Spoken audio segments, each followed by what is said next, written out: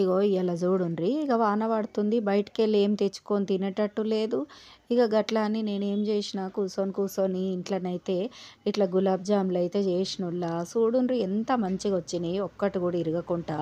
రాండ్రి మరి మీకు కూడా చూపిస్తా ఎట్లా చేసుకోవాలనో. ఇక చూడుర్రి చెంచాతో గిట్ల ఇరగొట్టుకొని నోట్లో వేసుకుంటే కరిగిపోతున్నాయి గులాబ్ జాము.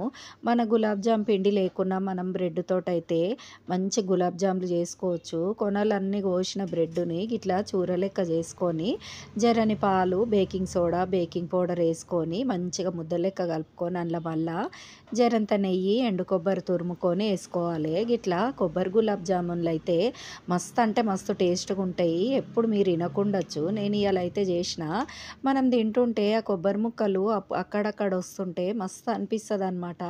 ఇక పిల్లలు కూడా ఇవాళ అయితే లొట్టలు వేసుకుంటూ తిన్నారు. ఒక 5 నిమిషాలు ఫ్రిడ్జ్లో పెట్టి తీసి ఇచ్చిన గుటుక్కుమని వెళ్ళిపోతున్నాయి గొంతులకు, అంత బాగున్నాయి అనమాట. కర్రీపోతున్నాయి ఇట్లా నోట్లో వేసుకుంటే. ఇక వీడియో అంతా చూసి నచ్చితే ఇక మీరు కూడా ట్రై చేయండి. పిల్లలు ఇంటికాడ ఉన్నారు కదా ఇక ఏది ఇచ్చినా కానీ ఇంకేదాన్ని అంటుంటారు కదా. ఇక మమ్మీలకైతే ఒకటే పని ఈ సెలవులంతా అయిపోయేదాకా. ఇక మనం కూడా ఏం యాష్టపడము. ఈ స్కూల్లోకి పోతేనైతే ఏం తినరు కదా పిల్లలు.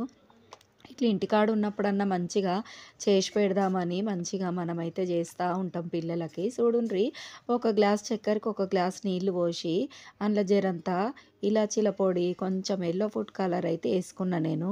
మనం నోటిదాకా పోవాలంటే జర కళ్ళకు మంచిగా కలర్ఫుల్గా కొడితేనే తినబుద్ధి అవుతుంది కదా. పిల్లలకు కూడా గట్లనే మరి. ఇక చూడుండ్రి ఈ వీడియో అంతా చూసి మీరు కూడా ట్రై చేసి ఎట్లొచ్చిందో కామెంట్ చేయండి. కొత్త వాళ్ళు చూస్తేనైతే సబ్స్క్రైబ్ చేసుడు మర్చిపోకుర్రి. ఈ వీడియో ఎట్లుందో జర కామెంట్ చేస్తే నాకు ఇంకొంచెం ముందుకు పోతా, మంచి మంచి వీడియోలు అయితే తీసుకొస్తా మీకు.